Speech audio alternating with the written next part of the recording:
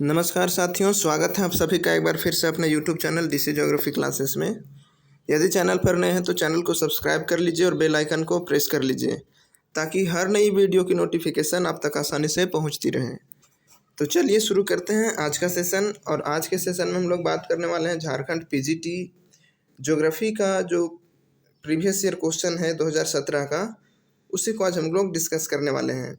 और आज का सेशन हमारा पार्ट 3 होगा। इससे पहले हम लोगों ने पार्ट 1 और पार्ट 2 को कवर कर लिया है, तो उसी क्रम को आगे बढ़ाते हुए आज पार्ट 3 को हम लोग कवर करेंगे और झारखंड पीजीटी का क्वेश्चंस को हम लोग एनालाइज करेंगे और समझने की कोशिश करेंगे कि किस एग्ज़ाम में क्वेश्चंस का लेवल क्या था, किस प्रकार से क्वेश्चंस पूछे गए थे। तो चलिए बिना देरी करे शुरू करते हैं आज का सेशन। तो आज के सेशन का जो पहला क्वेश्चन है वो आपके सामने स्क्रीन पर है। क्वेश्चन पूछा गया है कि निम्नलिखित में से कौन झारखंड में कांच का उत्पादन क्षेत्र नहीं है। यानी जो सीसा का उत्पादन क्षेत्र है, कांच का जो उत्पादन क्षेत्र है, उसके बारे में प्रश्न पूछा गया है। तो कौन सा नहीं है ये पूछा है क्वेश्चन में, ठीक है। कांच का उत्पादक क्षेत्र कौन सा नहीं है, तो कंदरा कांच का उत्पादक क्षेत्र है, कहलगाम है, जमशेदपुर भी है। हजारीबाग में कांच का उत्पादन नहीं होता है।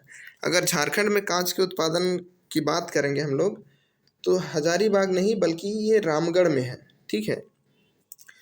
अब जो ऑप्शन में दिया गया है, इस ऑप्शन में अगर आप गौर करेंगे तो जो कंदरा है ये आपका पश्चिमी सिंहभूम में पड़ता है, ठीक है, जहाँ कांच का उत्पादन होता है, इससे रिलेटेड इंडस्ट्री है। वहीं जो कहलगांव है ये भागलपुर बिहार में है। ऑप्शन में गलती से दिया था झारखंड, ठीक है, यानी क्वेश्चन में कुछ गलत था, गड़बड़ी था, क्योंकि जो कहलगांव है ये आपका भागलपुर बिहार में पड़ता है, झारखंड में नहीं पड़ता है। लेकिन हाँ, कांच का उत्पादन यहाँ किया जाता है। जमशेदपुर आपका पूर्वी सिंहभूम में पड़ता है जो कि झारखंड में ही है। तो कंदरा में भी कांच का उत्पादन होता है। कहलगांव में भागलपुर जो बिहार में है वहाँ भी होता है, जमशेदपुर में भी होता है, हजारीबाग में नहीं होता है। चूँकि क्वेश्चन में पूछा था झारखंड का, तो झारखंड का तो ठीक है, हजारीबाग भी झारखंड में है, कंदरा भी झारखंड में है, जमशेदपुर भी झारखंड में, कहलगांव में नहीं है, ठीक है। लेकिन चूँकि हजारीबाग झारखंड में है लेकिन यहाँ कांच का उत्पादन नहीं होता है, हजारीबाग के स्थान पर रामगढ़ होना चाहिए था, रामगढ़ होना चाहिए था। रामगढ़ में कांच का उत्पादन होता है, हजारीबाग में नहीं होता है। और जो कहलगांव ऑप्शन में दिया था ये आपका बिहार में है, ठीक है, भागलपुर में। तो इसका आंसर जो है वो हजारीबाग माना गया था और ऑप्शन में जो कहलगांव दिया गया था ये कहलगांव तो आपका बिहार का है, ओके। लेकिन करेक्ट आंसर आपका हजारीबाग है। नेक्स्ट क्वेश्चन की बात करें तो इसमें पूछा गया है अवैध निवासी बस्तियां आवासीय हैं। यानी अवैध जो इलीगल सेटलमेंट है, ह्यूमन सेटलमेंट है, वो आवासीय है, ठीक है। क्यों? क्योंकि इनका विकास निवासियों द्वारा किराए पर ली गई भूमि पर होता है या इनका विकास सरकार द्वारा शहरी गरीबों को आवंटित भूमि पर होता है या इनका विकास ना तो किराए वाली भूमि पर और ना ही रहने वाले लोगों को स्वामित्व वाली भूमि पर विकास होता है। और अगला ऑप्शन है इनका विकास निवासियों के स्वामित्व वाली भूमि पर होता है। जब क्वेश्चंस को पढ़ेंगे तो ये सेटलमेंट ज्योग्राफी से क्वेश्चन से पूछा है। तो अवैध निवासी बस्तियां आवासीय है क्योंकि इनका विकास न तो किराए वाली भूमि पर होता है और न तो रहने वाले लोगों के स्वामित्व वाली भूमि पर होता है। जो अवैध है वो न तो किराए वाली भूमि पर रहता है लोग और न तो किसी भी लोगों के जो अपना जमीन होता है उसके ऊपर होता है, ठीक है। तो ऑप्शन नंबर इसका सी करेक्ट आंसर था। नेक्स्ट क्वेश्चन हम देखते हैं। पूछ रहा है ओयासीओ महासागरीय जलधारा के संबंध में निम्नलिखित में से कौन सा कथन सही है। यानी जो ओयासीओ करंट है उसके बारे में पूछा गया है। तो यह जापान के निकट प्रवाहित होने वाला एक गर्म जलधारा है। तो जी नहीं, ओयासीओ एक गर्म जलधारा नहीं बल्कि ठंडी जलधारा है। तो ये ऑप्शन तो आपका कट गया। यह ऑस्ट्रेलिया के निकट प्रवाहित होने वाला एक गर्म जलधारा है, ये भी नहीं। ये ऑस्ट्रेलिया के निकट नहीं बल्कि जापान के निकट है और ये गर्म नहीं बल्कि ठंडा जलधारा है, तो ये भी ऑप्शन कट गया। यह कैलिफोर्निया के निकट प्रवाहित होने वाली एक ठंडी जलधारा है। ठंडी जलधारा है, लेकिन ये कैलिफोर्निया नहीं बल्कि जापान के निकट है, तो ये भी ऑप्शन आपका कट गया। और डी ऑप्शन बचता है जिसमें कहा जा रहा है कि यह जापान के निकट प्रवाहित होने वाली एक ठंडी जलधारा है, तो ऑप्शन नंबर डी आपका करेक्ट हो जाएगा। ओके, जब ओएसयू की हम लोग बात करते हैं तो ओएसयू जो है वो बेरिंग जल संधि से होकर दक्षिण की ओर प्रवाहित होने वाली एक ठंडी धारा है, जिसके द्वारा आर्कटिक सागर का ठंडा जल प्रशांत महासागर में पहुंचता है। ओके, और यह धारा क्यूराइल जो जापान के पास है, क्यूराइल द्वीप समूह के निकट से होकर प्रवाहित होती है, इसलिए इसे क्यूराइल की धारा भी कहा जाता है। ओके, तो जो ओएसयू की धारा है इसे क्यूराइल धारा के नाम से भी जाना जाता है। आई होप कि आपको समझ में आ रहा होगा। नेक्स्ट क्वेश्चन है, नर्मदा और ताप्ती नदियाँ किस दिशा में बहती हैं? उत्तर दिशा में, दक्षिण दिशा में, पश्चिम दिशा में या पूरब दिशा में? तो जब आप इंडिया का मैप देखेंगे तो इंडिया के मैप में जो आपकी नर्मदा और ताप्ती नदी है वो आपको पूरब दिशा से पश्चिम दिशा की ओर प्रवाहित होते दिखेगी। ठीक है, आपको पता है कि नर्मदा नदी जो है ये और ताप्ती नदी है, ये दोनों नदियाँ भ्रंश घाटी से होकर बहती हैं, तो ये पश्चिम दिशा की ओर बहती है। इसका correct answer option number C हो जाएगा। ठीक है, अभी हम लोग बात करते हैं नर्मदा नदी का जो ओरिजिन पॉइंट है, उद्गम स्थल है, वो अमरकंटक की पहाड़ी है। ठीक है, वहीं जो ताप्ती नदी है ये सतपुड़ा की पहाड़ी से निकलता है। तो अमरकंटक और सतपुड़ा के बीच जो भ्रंश घाटी है, इन्हीं दोनों भ्रंश घाटियों से नर्मदा और ताप्ती नदी प्रवाहित होती है, और ये दोनों जाकर कहाँ गिरती है?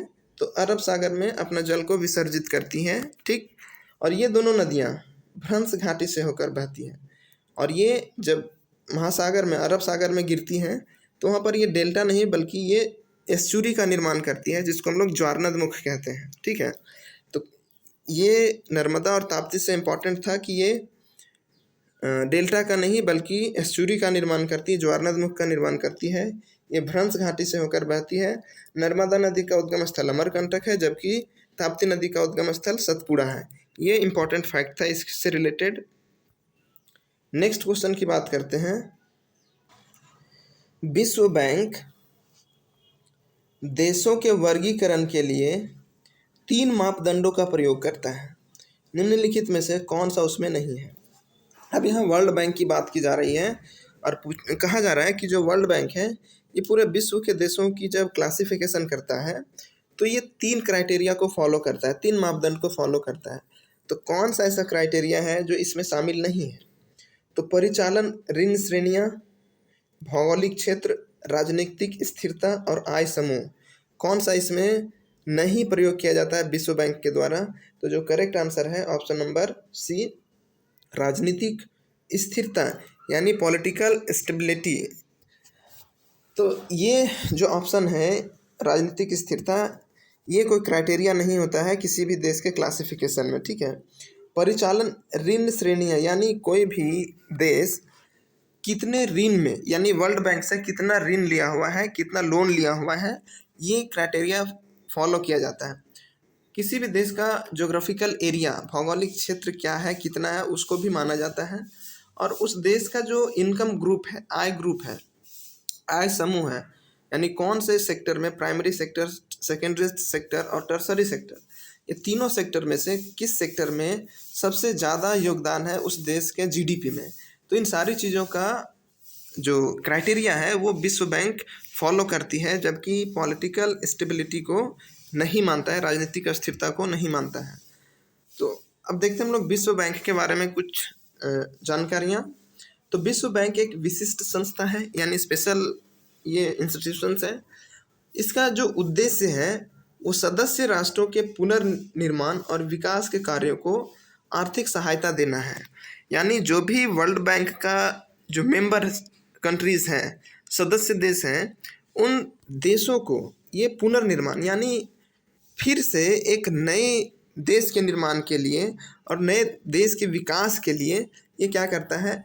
आर्थिक सहायता प्रदान करता है, यानी कुछ इकोनॉमिकली हेल्प करता है। अगर हम बात करें विश्व बैंक के वर्तमान सदस्य देशों की संख्या, तो आज विश्व बैंक के 189 कंट्रीज इसके मेंबर्स हैं, यानी 189 देश इसके सदस्य देश हैं। ठीक है। अगर हम वर्ल्ड बैंक का जो हेडक्वार्टर्स है, मुख्यालय है, उसकी बात करें तो ये वॉशिंगटन डीसी जो कि यूएसए में है। ओके। इसकी स्थापना कब हुई थी विश्व बैंक की? तो इसकी स्थापना जुलाई 1944 को हुआ था। ठीक है। इसके स्थापना के पीछे कारण वही था कि विश्व में जो भी देश हैं जिनका आर्थिक विकास बहुत पिछड़ा है, तो उन देशों को मदद करने के लिए विश्व बैंक की स्थापना की गई थी। ठीक है। अभी वर्तमान समय में डेविड मालपास्को विश्व बैंक के 13वें अध्यक्ष के रूप में कार्यरत है। ठीक है। ये रिलेटेड इन्फॉर्मेशन था आपका वर्ल्ड बैंक से रिलेटेड। ओके। आई होप कि आपको समझ में आ गया होगा। नेक्स्ट क्वेश्चन देखते हैं। और नेक्स्ट क्वेश्चन में हम लोग पूछ रहा है इसमें कि बर्फ और बादल के बीच विभेदीकरण करने के लिए कौन सा विद्युत चुंबकीय बैंड अत्यधिक उपयोगी है। यानी जब इसको इस तरह से समझिए, ये हमारी पृथ्वी है, अर्थ है। अब अर्थ के ऊपर जो हमारा एटमॉस्फेयर है, जिसमें बादल है, ठीक है, और इसी में जो हमारा अर्थ है, इसमें बर्फ है जो हाई एल्टीट्यूड एरियाज हैं उसके ऊपर। तो इनको दिखाने के लिए कौन सा इलेक्ट्रॉनिक जो बैंड्स है, चुंबकीय बैंड है, ठीक है, वो काफ़ी इम्पोर्टेंट है, अधिक उपयोगी है, तो वो पूछा जा रहा है। तो TIR पूछा जा रहा है, विजिबल रेंज पूछा जा रहा है, स्वीर पूछा जा रहा है, या फिर NIR पूछा जा रहा है। तो कौन होगा इसका करेक्ट आंसर? तो अगर हम लोग इसमें देखेंगे तो इसका जो करेक्ट आंसर है वो ऑप्शन नंबर सी है। ठीक है। ऑप्शन नंबर सी यानी SWIR, स्वीर। इसका शॉर्ट फॉर्म स्वीर लिखा गया है, जिसको हम लोग शॉर्ट वेव इंफ्रारेड कहते हैं। तो जो हमारा सन से जो रेडियो वेव जो इंसुलेशन आता है, सूर्यताप आता है, वो शॉर्ट वेव के रूप में ही आता है।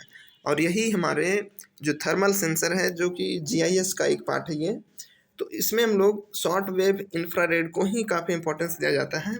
और बादलों और बर्फ़ को ये काफ़ी हद तक ये आइडेंटिफाई कर लेता है वहाँ का स्ट्रक्चर के आसपास का क्षेत्र को। ठीक है। तो इसका correct answer option number C हो जाएगा, यानी स्वीर। ठीक है।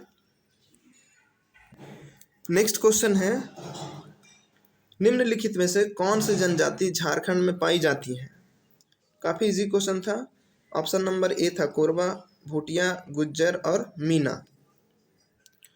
अब यहाँ जो ऑप्शन नंबर है वो है ए, कोरबा।